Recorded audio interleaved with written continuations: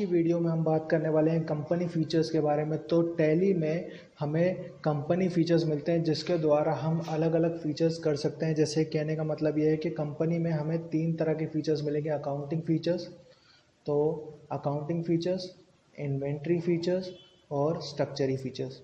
तो इन तीनों फीचर्स की मदद से हम वो सारे ट्रांजैक्शन कर सकते हैं जिसके लिए हम टैली का यूज़ कर रहे हैं। फॉर एग्ज़ाम्पल पेरोल का यूज़ कर सकते हैं, परचेस ऑर्डर, सेल ऑर्डर का यूज़ कर सकते हैं, जॉब ऑर्डर प्रोसेसिंग का यूज़ कर सकते हैं। ये उनके कुछ फीचर्स है। स्ट्रक्चरी में हम यहाँ पर टैक्स लगा सकते हैं, जैसे अभी फ़िलहाल चल रहा है जीएसटी, तो इसके द्वारा ही उसे टैली में एप्लीकेबल किया जा सकता है। यानी कि ये उसके कॉन्फ़िगरेशन से इन ऑप्शन को येस करके ही आप उन पर काम कर सकते हैं।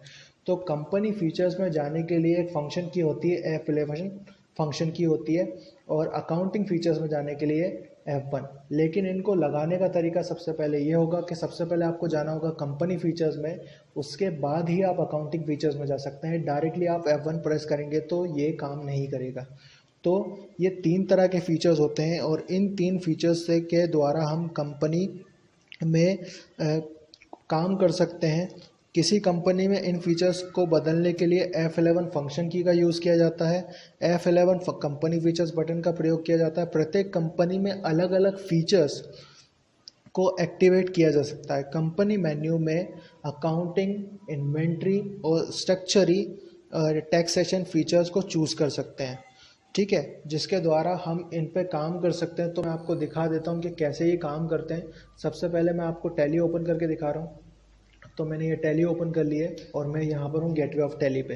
तो सबसे पहले मैं F11 फंक्शन की का यूज़ करने वाला। तो F11 फंक्शन की का यूज़ करूँगा जिससे मैं पहुँच जाऊँगा कंपनी फीचर्स में।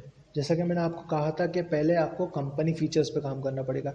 ठीक है, और उसके बाद हम यहाँ पर प्रेस करेंगे F1 तो हम पहुँच जाएंगे अकाउंटिंग फीचर में। यदि आपको F1 प्रेस नहीं करना है तो यहाँ पर भी एक मेन्यू दिया गया है जिससे आप चूज़ करके आप उसमें जा सकते हैं। जैसे मैं ये यहाँ पे आ गया। लेकिन आप यदि कॉम्बिनेशन या शॉर्टकट की का ही यूज़ करना चाहते हो तो यहाँ से आप F1 प्रेस करेंगे। ठीक है, और आपको यदि F2 प्रेस करेंगे तो आप हो जाएंगे इन्वेंट्री फीचर्स में। ठीक है, इन्वेंट्री फीचर। और थर्ड इसमें होता है टैक्सेशन, यानी कि आपका स्ट्रक्चरी फीचर्स। तो मैं इन फीचर्स के बारे में आपको बता देता हूँ वन बाय वन। तो मैं इसको दिखा देता हूँ आपको कैसे दिखाई देंगे ये। तो ये कुछ आपको ऐसे दिखाई देंगे। तो सिंपली मैं यहाँ से इस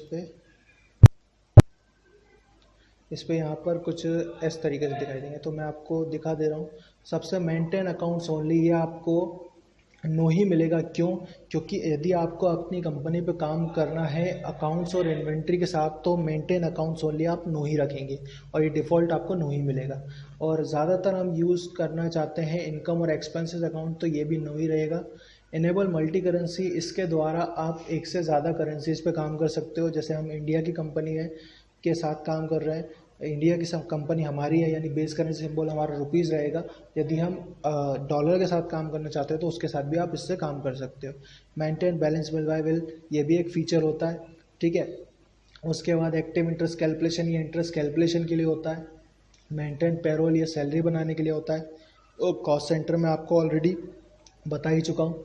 उसके बाद इनेबल इनवॉइसिंग, तो आपको यहाँ पर इनवॉइस यानी बिल बनाने के 2 तरीके मिलते हैं। यदि आप इनेबल इनवॉइसिंग को नो रख देंगे तो आपको एज अ बाउचर काम करना पड़ेगा, यानी एज अ बाउचर आपका ट्रांजैक्शन होगा, एज अ इनवॉइस नहीं होगा। ठीक है, उसके बाद आपको यहाँ पे डेबिट एंड क्रेडिट नोट मिलेंगे। तो इन्हें कहा जाता है परचेस और रिटर्न एवं सेल्स रिटर्न। तो ये कुछ अकाउंटिंग फीचर्स थे। अब मैं आपको इन्वेंट्री फीचर्स दिखा दे रहा हूँ। तो इन्वेंट्री फीचर्स भी आपको कुछ अलग मिलेंगे। यहाँ पर मिलेगा आपको मेंटेन मल्टीपल लोकेशन या मेंटेन मल्टीपल गोडाउन।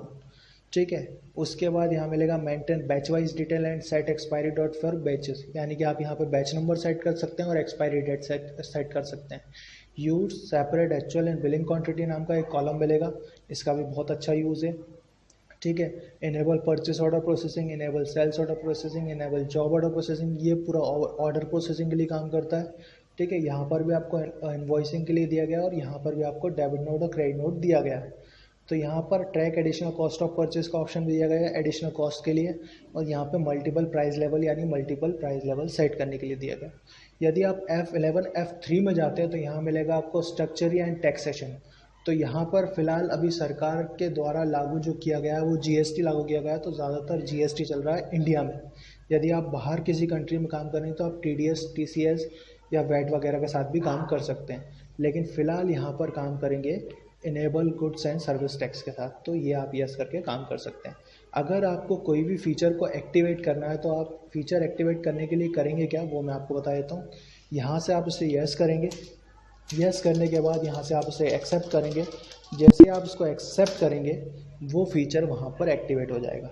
एक्टिवेट कहाँ दिखाई देगा, तो मैंने मेंटेन मल्टीपल लोकेशन यस किया है तो ये दिखाई देगा इन्वेंट्री इन्फो में लोकेशंस के नाम, जिसके द्वारा हम लोकेशन क्रिएट कर सकते हैं, यानी एक से ज़्यादा लोकेशन पे काम कर सकते हैं।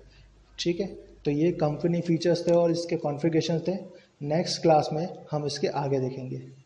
Okay, thank you.